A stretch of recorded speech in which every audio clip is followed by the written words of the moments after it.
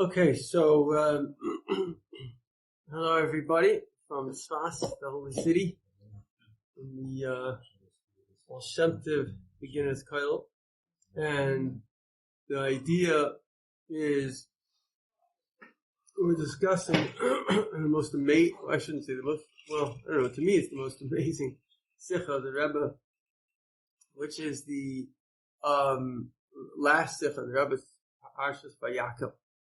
And we discussed a couple of things already. We discussed the idea that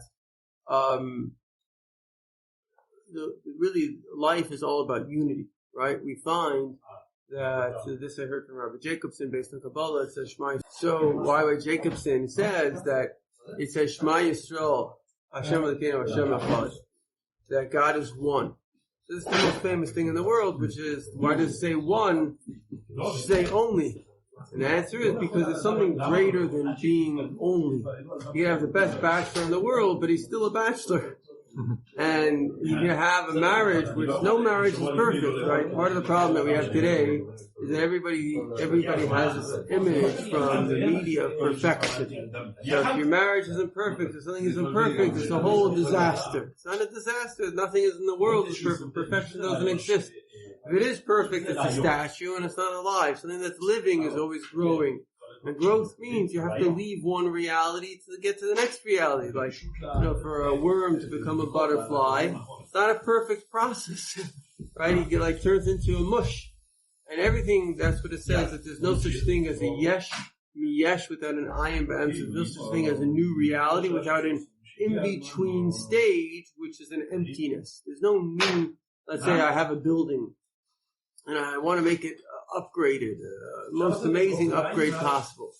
So the best way forward is just to tear it down and rebuild it. And so that's the whole thing about a life and the way Hashem makes life. And today, as we said before, that we have technology, and technology gives us examples of godliness. So right now, let's say we have our little iPhone or whatever phone you have. So it's an amazing thing. Why? Because the phone is a kli. The phone exists. But let's say you had infinite gigabytes, infinite storage data. So you never have to change your phone. The phone is fine.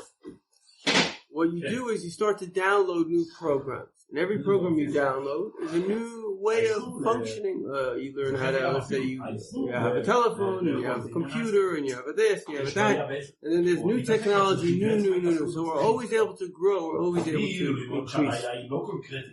So Hashem wants, one of the ideas of Kabbalah, everybody's trying to figure out who is God. So one of the ideas that Kabbalah says is it says that Hashem is Shleimusa de Kulo. He is kind of the Shleimus, the completion, if you want to call it the best of everything. That's a very interesting description, a very powerful description. So for example, if I say, wow, this guy, he's an amazing cook. Nobody makes, scrambled eggs like this guy. So it doesn't mean he's really the best cook in the world. He's the best at scrambled eggs. So Shleimusa de Kula means he's the best at everything. I say this guy is the best cook in everything. There's nothing. There's no dish, no cholent, no kogel, no kishke, no whatever you can think of, he can do it the best. So when you think about it in that way, the best is an interesting thing because it says its ways are ways of peace, and all its so its ways are ways of sweetness, and all its pathways are shalom, peace. And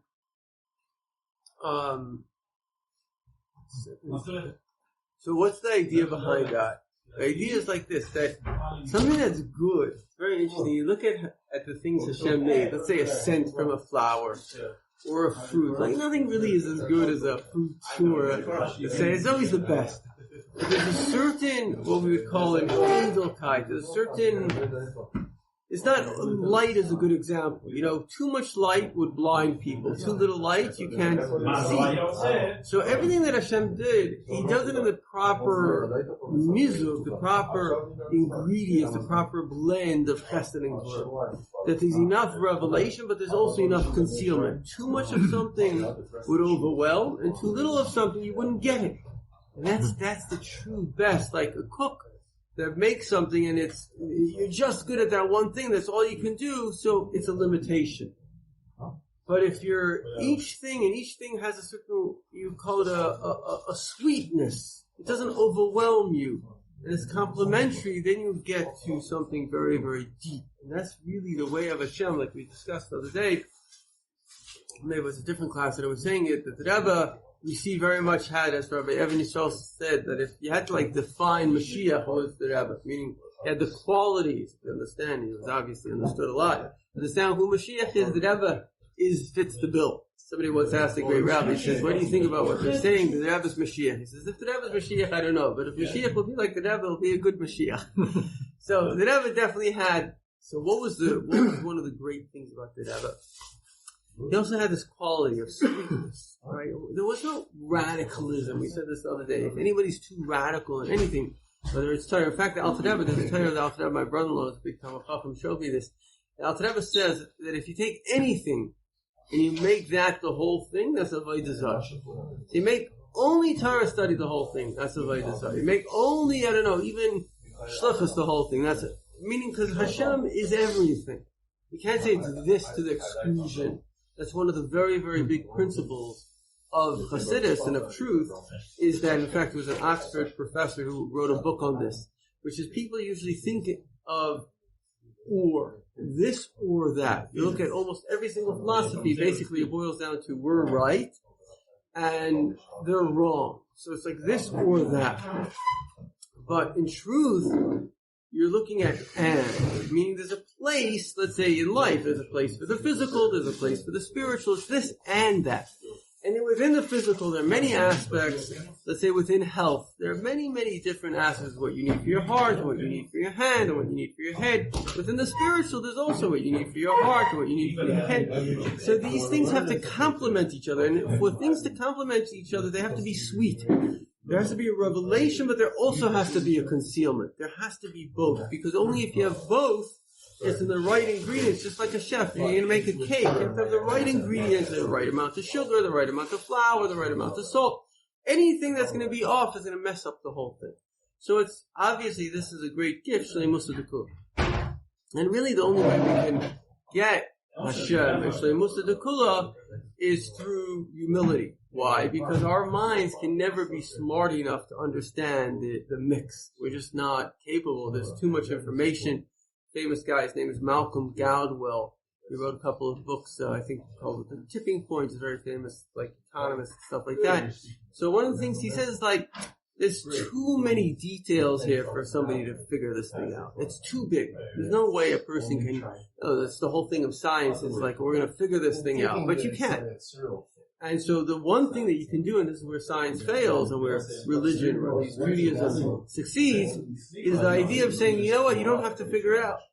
You can use Hashem, just like technology. You don't have to be I think the kids of today have a very great advantage. Why? As we were brought up in a very scientific world, and that world was like, okay, science has the answer for you. But the kids of today, a lot of them is very interesting. They look at science like we looked at, I don't know, like a ball. It's like just another thing that exists. It's like, there's actually a lady, she recently got married, she moved here to Scotland. She said she was never into science meant nothing. Once she was into God, and she saw the greatest God, then science became interesting to her. So it was the exact opposite of what you would imagine. Why? Because if you're living in a world where everything is there, so those things don't really, they're not, there's no more wow factor to it. A lot of the science was, wow, we discovered this, we discovered that. It's a famous story where there's some, maybe the sons of the Shem the great tzaddikim, and they came to some Tzaddik, they were very excited, the doctors discovered that I think if you go like this, you get better concentration, you go like this, you get better memory.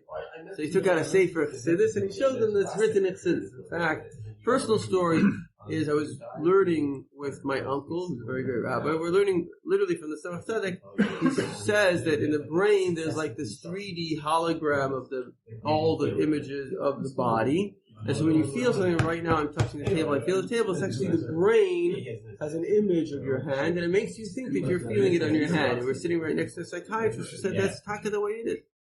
And that's why a person sometimes they could lose, God forbid, their hand, and they will still get an itch. So they're literally feeling like you're feeling your hand. Now they don't have a hand because they're feeling it in the brain. They're not feeling. So how does Chassidus know this? Right? Chassidus speaks about the kritzim, all the things of science. Chassidus every day. So as we find many times, the Alter Rebbe says like things that are known to masters of Kabbalah. In other words, that Kabbalah knows all the science, everything really comes from the higher sphere. So if you knew it on the higher sphere, you knew it on the lower sphere. In fact, there were great rabbis that had already used electricity hundreds of years ago. They hooked up electricity, they used electricity. So, electricity is a natural phenomenon, so we might have discovered it here, but something that the Gra was very happy to say a lot, which was that if you know the Torah, you can know all the sciences. They say with the Rebbe, that the Rebbe, he handed in, I guess it was like the end of the year paper in the Sorbonne, which was a pretty important university. He handed it in 45 minutes. It normally takes 3 hours. And he got like 100%. And when he handed it in, the professor said, "What are you, a wizard or something?" And it never happened in the history of the university before. So they asked the Rebbe to speak at the kind of the commencement of valedictorian, whatever. The Rebbe said, "We have a book called the Talmud, and all the sciences are there." And somebody once asked the Rebbe about like how we know so much science. So he says that because when you know Torah, you know like the principles, what I'm saying, of almost how Shem functions. So you could right away know if the science is in the correct mechanism or not. So getting back to the point here is that we know that there's something better. It's a very, very important point. There's something better than the best, right? The best, in fact, is a klipa. The best is a very negative term because there's a guy my father made him from, a very, very bright guy. He says the best is the enemy of better. Right? Because if you're the best, you can't become better. But if you're not the best, you can always become better. Right? So somebody once came to the Rebbe and he said, "Rebbe, before I wasn't religious, now I became religious. I wasn't complete. Now I'm a chassid. I'm complete." So the Rebbe said, "The chassid isn't complete, and complete isn't a chassid." And it's an interesting phenomenon. We've mentioned this before, but why does a person have this need to be the best in the first place? Who cares? And a lot of it really comes from shame. It doesn't come from confidence. It actually comes from a person who's been shamed, and like we said before, there's a trusted source, and you believe that you're shameful, so now you have to become the best. To compensate on the fact that you think you're the worst.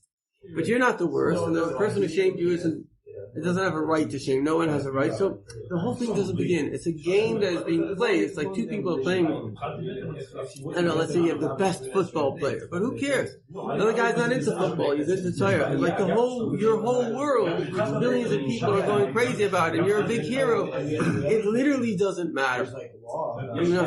Basically, it really doesn't matter in a way. Okay, so it's like a whole world, and the whole thing just simply doesn't matter. And even in that world, if somebody says that he's the best, he's also making a mistake because everybody can always become better. It's a very interesting thing with athletes. They've kind of discovered the best athletes are not the most talented. It's the people that basically want to win the most and they try the hardest. So they'll practice the most. They develop themselves the most. It's a very important principle of Yiddishkeit, which is that everybody has innate qualities, but you have to work on these qualities. That's why it's very interesting from the 12 Psukim. Everybody has studied the 12 Psukim. Rabbi Shachat from he's very big going in California. So he has a whole Torah on the 12 Psukim there. When the Rebbe shows 12 things of the whole Torah, these 12 things, you can rest assured, are the most important 12 things. Now one of them is your guide to Umatzasa. The way Yiddishkeit works is you gotta have effort. Hashem gives us the whole Torah in 9 months. You're in the womb. In 9 months you get the whole Torah.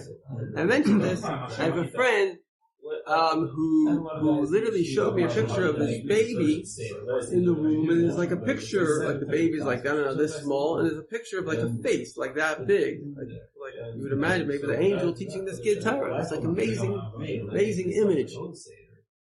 But maybe I should get the image, see if we can put it on. But let me ask him for the image.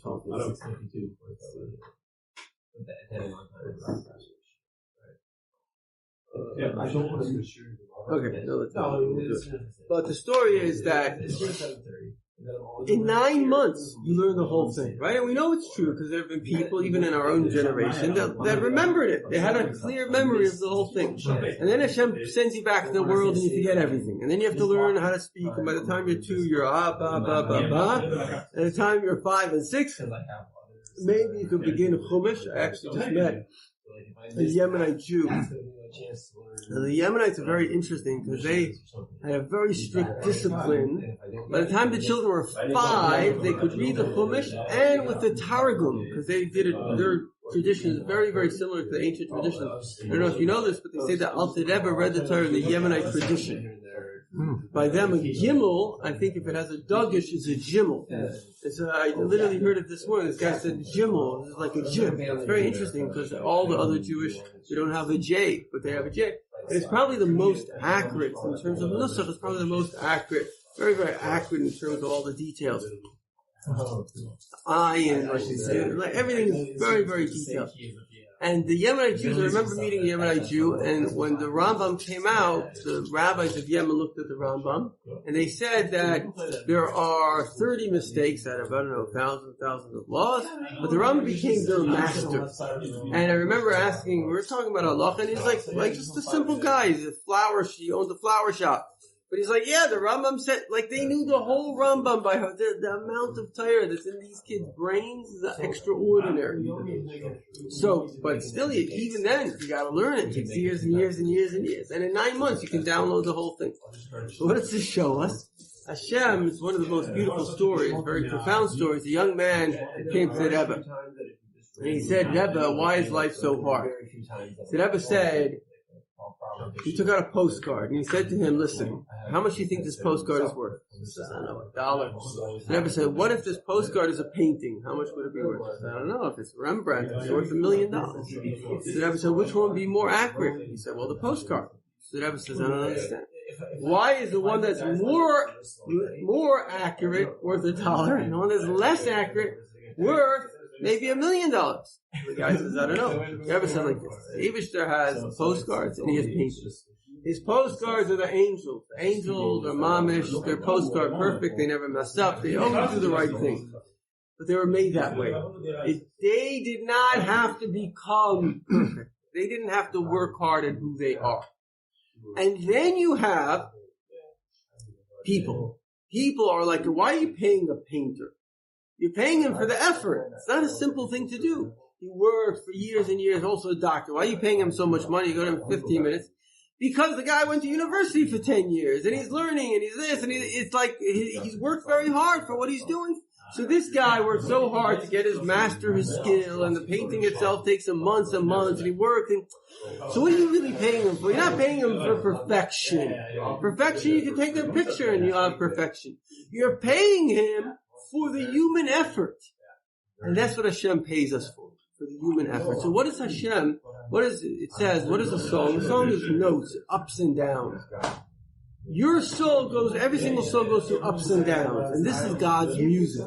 Because the angels are called like a statue. It says that I'll give you walkers between the statues. So imagine you have, I don't know, a whole bunch of tourists. And all these tourists, they're all like we see here in Tzfat, get all the tourists. The tourists are walking. Now you go to some place, they found this thing in China, all the statues. And all the statues, amazing statues and terracotta statues, and they can be perfect. I actually I was in Florence, I saw Michelangelo's David, the guy's amazing, really. But still, it's a statue. And the tourist, it's not as sophisticated. He's a human. He's a living thing. He's learning. He's growing. It's not the same. So perfection is death, because it doesn't. Death is something that is stationary, but something that's living and dying and breathing, getting up and down. The music, right? If you have one note, it's like not nice. But if you have something, even though I'm not a good singer, it's already there's something going on here. some life force, because something's happening. And so the same thing is in life. Hashem wants the effort. He wants, it's more than that, it's like a dynamic reality that's going on in our life. It's the beauty, beauty, as Alfred ever says, you have one color, just like one note, it's not nice, it's just red. Nobody hangs just red on their wall. But if you have 1,000 colors, it's beautiful, right? So the point is, the beauty of this world is not a stationary thing. And that's, again, a mistake that's often made, is because it's like a subconscious thing, but the growth of the ego is related very much to shame. So when people have to win, and this, it's actually very much related to like the fear of loss. If the kids are playing a game and they're healthy, so what's the main thing? Yeah, the main thing is having fun. But if you have to be the winner, there's something, it's now become an ego thing. It's because in a certain sense you think you're a loser. And you have to prove yourself by being a winner. So we don't have to be winners. We're playing a game. We're living life. We're enjoying we're enjoying a reality. And that's why it says in Yiddishkeit that there's no unity except through Hashem. Very important thing. The world is looking for unity. But it hasn't really been very successful, right? Where do you actually see unity? So you see unity, first of all, I think to some extent, the only place where you actually see long-term unity is, like it says, in holiness, in Kedusha. Where do we see that? We see that in Judaism. Right? So even right here, right now, we're sitting around the table, we're all Jews, and we come from different backgrounds. You go to Tzad Shul, you go to the Kollel, you have people from every race, every color, but what do we have in common? We're Jews, we serve the same God.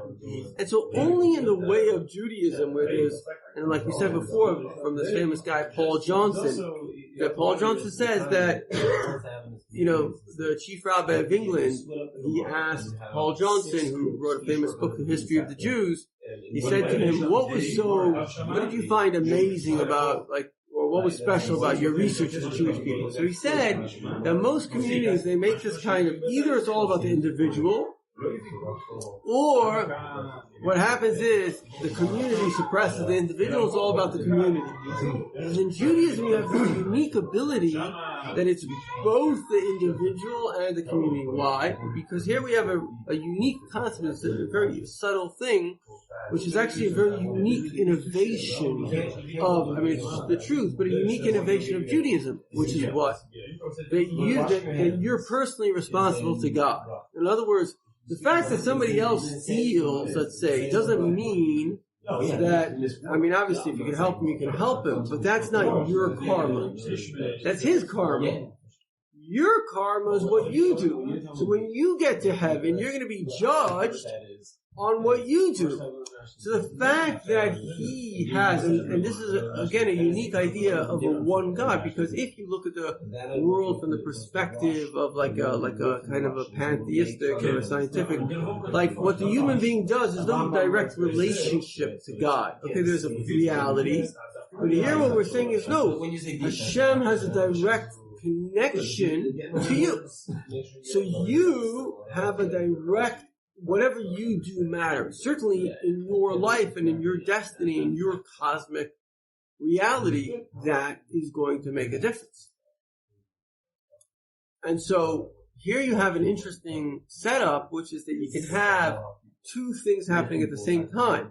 You can have on one hand the general religion, and at the same time you can have the person as they are in the religion. So it's not like a dogmatic, I don't know that much about Christianity, but I imagine Christianity was like, okay, this is it. So you're either part of it, and that's why all religions are about like a belief system. You either believe it, that makes you the religion, or not. In Judaism, it doesn't matter if you believe it or not. You're a Jew. You're obligated. Why? Because Hashem made, this is Hashem's reality. He made you obligated. And therefore, you have to do this law. Now, if you do it or not, it's going to be your business with God. So you have both realities. You have the communal reality and you have the individual reality at the same time. And that's, of course, one of the geniuses of Hasidus and the Rebbe. Is a very subtle genius, but a very important genius. And that means that my relationship to Hashem and the Rebbe says, like, on yourself, you have to be tough. You can't let yourself loose. We all have a godly soul. We have an animal soul. I gave a class last night at Ascent. I said something which I think is an important description, which is the animal soul is really based on tiny, but the animal soul starts in the heart, right? The godly soul starts in the head. So what happens is the animal soul is trying to push the emotions to the head and make the head go in the direction of the emotions. The godly soul is trying to do the exact opposite. Trying to take the head, and it's an objective standard, say what is right, what is wrong, and then create an emotion based on the head. And that's why we have this conflict. In fact, it says that the animal soul says, Akdima Tainaisa, it starts off first. When we started off as a human being, we start off as an emotional little creature. It says, Ayer para adam yivoled, a person is born like a wild animal, right? The little cow doesn't have a lot of intellect. So like a little dog, it just knows what it wants. So the emotions have become, in 13 years, quite strong. And now, simultaneous to that, depending on the education, many different things, the intellect is growing. And when a person has a bris, the first part of the woman's like right away, but the first part of the godly soul is there, and then by our bas mitzvah, the godly soul is totally here. But the emotional side of the human being is very strong, and the intellectual side now is also strong, but in a certain sense, it's what it says in time, the person identifies, and it's a very critical thing, because until you stop identifying with your emotions, as long as you think, like all this crazy stuff, I identify with my sexual desire, therefore I'm that. No, I like chicken, I'm not a chicken. Just because you identify, you have a desire, doesn't make that. I mean, if you subjugate your brain to your desires, you're in big trouble. That's what an addict is, So it's the opposite way. You have to be able to subjugate your desires to your brain. You have to have control. And this is a real war. And as the Flavus Lavavis, who's a very great genius, Duties of the Heart, he writes, what happens in societies, as societies become wealthier, so the struggle for the basics is not as needy. So what happens now is that these emotions and instincts want to present themselves. Because when a person is struggling for bread, he doesn't have time to think about all his crazy desires. But when he doesn't have to struggle anymore, so now the desires say, okay, why don't you become the president? Why don't So the thing is, unless a person is able to say, no, you know who I really am? I'm a soldier of God. And this is what we were saying in the beginning. The primary identity of a human, of everyone and everything, is you are godliness in the world. You are one of God's colors. You're one of God's rays, one of His notes in this world. The whole world is a musical composition, and you're one of the notes.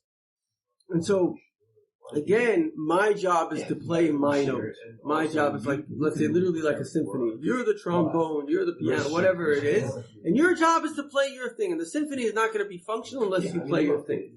So, number one, the responsibility is on you. Again, a very important difference between the secular world. The secular world, or this guy, again, a very bright guy, about Avi Weiss, he said that, I don't know if I like saying things in this way, but I'll just bring it out. He said that the American Constitution is the most narcissistic document ever. And why? Because it's all about, you have a right to this and you have a right to that. So in Judaism, you don't have rights.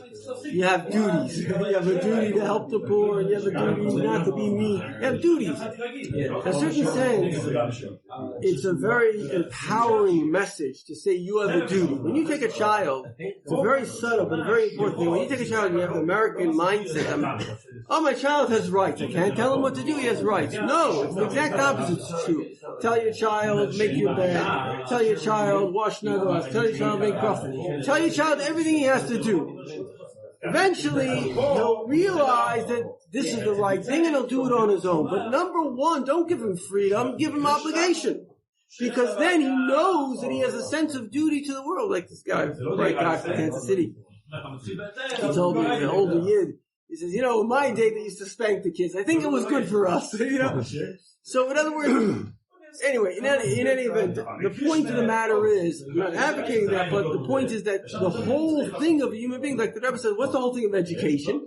That the mind should control the emotions. Because the emotions want to control the mind. The whole thing of education is the exact reverse, that the mind should be controlling the emotions.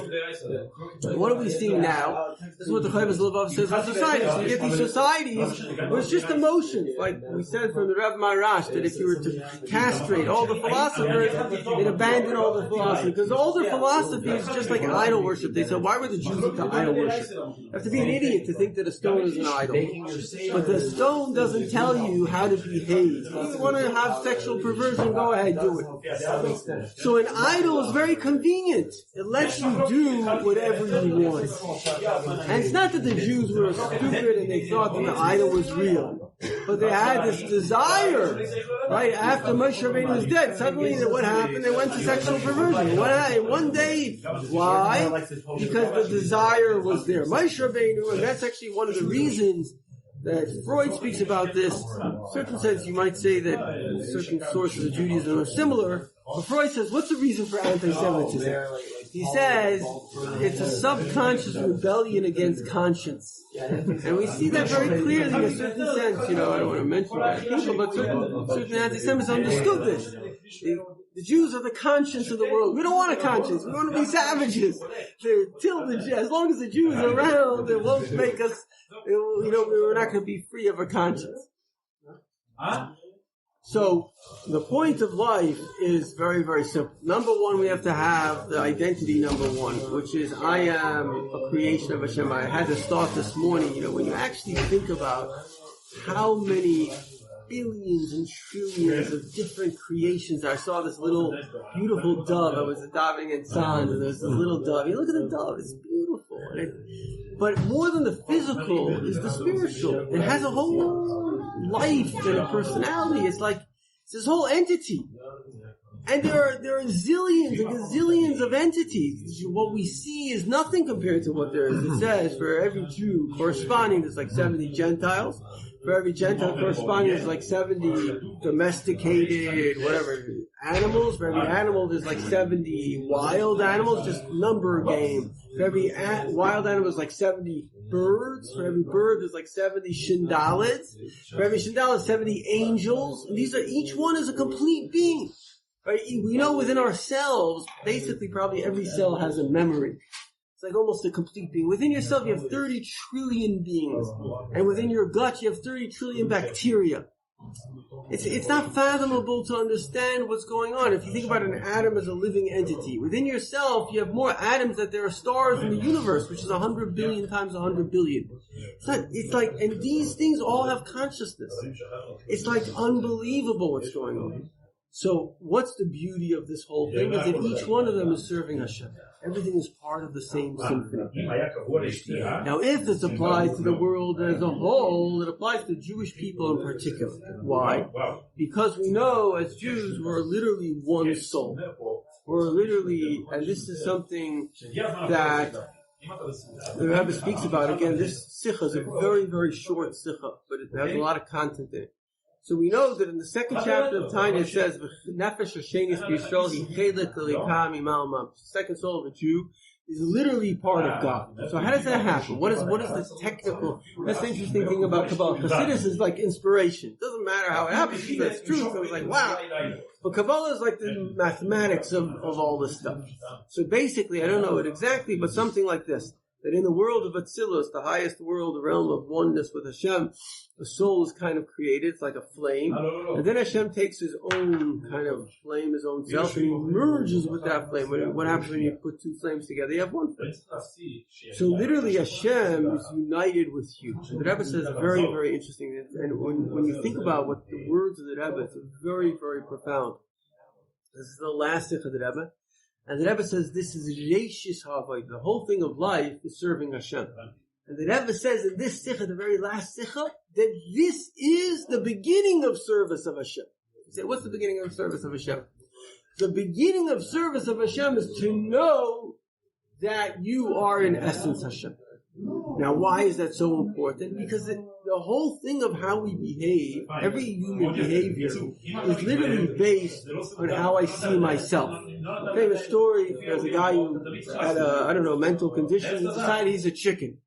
He got under the table and he starts to eat from so nobody could help this guy. One smart guy got under the table and he starts doing what he's doing. He's pecking from the floor. He says, so the guy looks at him and says, what are you doing? He says, I'm a chicken. Oh, you're a chicken. I'm a chicken too. We're both chickens. So then he tells him, he starts to sit up. He says, why are you sitting up? He says, don't some chickens sit up. It's okay. You can sit up at the table. He sits up too. And then he starts eating with a fork. And hey, what are you doing? Chickens peck. He says, no. Some chickens, they eat with forks. Till eventually makes them into a mensch. Point is that Ethan, this is why, what does evil want? Evil wants to categorize you in a certain way that you become that thing. So what are you? You're really just another type of a monkey. So what does that mean? It means that you can behave like a monkey. Monkeys, I saw monkeys that was in Africa. So monkeys, they're thieves. They'll go and they'll steal from one another. They're whatever. It's they're like a dog. They're just instinctive. They don't have any higher value systems. They're not stupid, by the way. Some of them are very, very clever. But they have no moral sense. So that's what there's this war between the godly soul, the mind, truth, and emotions, instincts for war. And so what is God telling us? God says, no. You are, what's the first statement? What's the first thing that man is told? Nasa Adam b'tzalmenu kidmosenu. We're going to make man like God. Man is a reflection of God. Man is imbued with intelligence, right? Animals can't speak. They can't think independently. Literally, the human being has a prefrontal lobe that animals don't have. We have part of our body that the smartest monkey, maybe smarter than me, but he can't think independent of his emotions. He's the subject of his emotions, but I am not. Yes. And so therefore, a human being is not a sophisticated ape. He is a godly entity. And when we can identify ourselves that this is what happens according to Kabbalah, that obviously you have a soul. I met this guy. I was saying yesterday, we met this Norwegian guy. So I asked him about whatever his religion, this and that. So he says, most Norwegians, we grew up with something, but now we're atheists and we don't really. So he says, but he was a very nice guy. So it was I don't believe in God. So he said to him something like, I'll prove you there's a God. This I recently heard from a guy who did it by Mr. Very interesting, nice guy, Dotan from our source. So Dotan said that there was from in Israel. Never heard of such a person. A guy that had 7 PhDs. I know a guy that has 3 PhDs. 7 PhDs. This guy was brilliant in brilliance, chemistry, all the different fields. So there's somebody who once said, but why are you religious? You're so smart, so scientific. He said, listen, today, I don't know if it's true, but this is what he said. He says, today we have the mechanism, we have the ability. Let's say you have a DNA. All life has DNA. Every living thing has a DNA. So you have the physical mechanism. Take all parts of the DNA, put it together. Even to do that would be extraordinary. Our DNA is 5,000 books to code and chemical. Let's say you can do that physically. You could write this thing out. And that thing can turn into anything. It could be a frog, it could be a human, it could be a tree, anything. He says, but you can't make that thing replicate. You can't make it do anything because it's not alive. And that's what our sages teach us, that even if you had all the scientists in the world, they couldn't make the wing of a fly and put life into it. Maybe you could make the wing of the fly. You're so brilliant you can put it together. I don't know how you can have that brilliance, but let's say you could have that brilliance. But still you can't give it life. And I was saying to him, what is life in the end of the day? I mean, it's very small, a very big subject, but life is that you want to live. If you don't want to live, you're not very much alive. Like a stone doesn't care about life. But if you're alive, you want to live, you have a desire. Desire's not physical, because he was telling me that our body is us. Your body's not you. Your body's 20 gallons of water and $6 worth of minerals mixed together in a nice way. It's physical.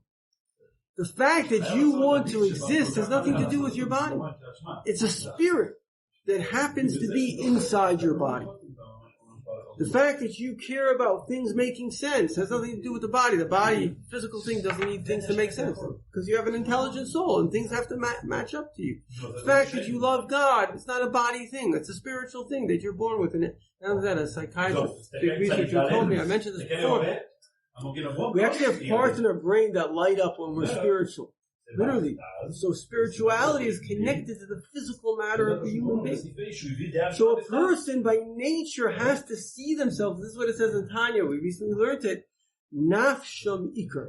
That the main thing that I am, and it's a very powerful thing because we don't realize what Hashem did. Hashem made a lie. What is the lie? That you think you are your body. And what's the proof? I say that you point to yourself, you point to your body.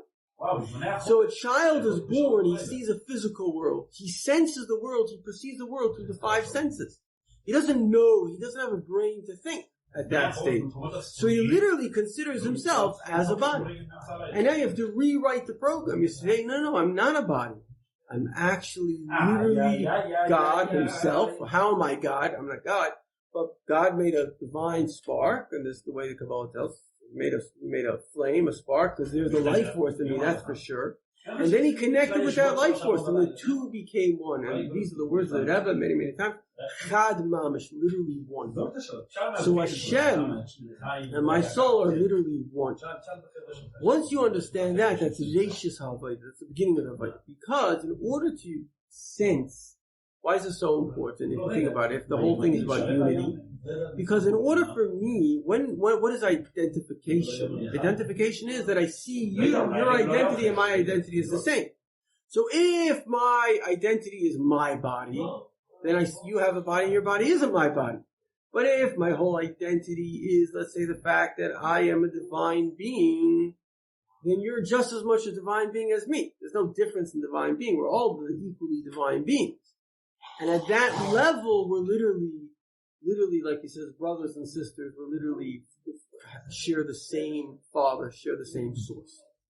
So this is not a simple thing to do, because like we said, Hashem made a world in which the nature of the world tells you a false reality, which is that your body and your physical is real. This is the whole thing of Chassidus, which is called Das Tachtin. He makes you really think that the physical is reality and the spiritual is some kind of whatever discussion.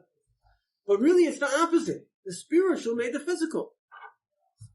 And this was another thing that I met this young man, and he was like saying about like proof of God. I think I mentioned this, but it was a good thing. And that is that, okay, I said, you know about quantum physics, yeah. So quantum physics tells us now that we know that the physical comes from consciousness. So this means this thing exists because somebody's thinking about it. If somebody's not thinking about it, it doesn't exist. So what came first, this or the thought? So we're born into a world where the thought process is seeing the world that exists. But there was a thought process before everything that made everything exist. We call God. And that has to be thinking about it all the time, otherwise it won't exist. And so Hashem is the ultimate reality, but He made us see ourselves in a certain way in order for us to be able to have the benefit of unity. What's the benefit of unity? To say, you know what, this body is really a godly being. It's not a physical being, it's a godly being. And that is my life force. And that's everybody's life force. And therefore we're really unified.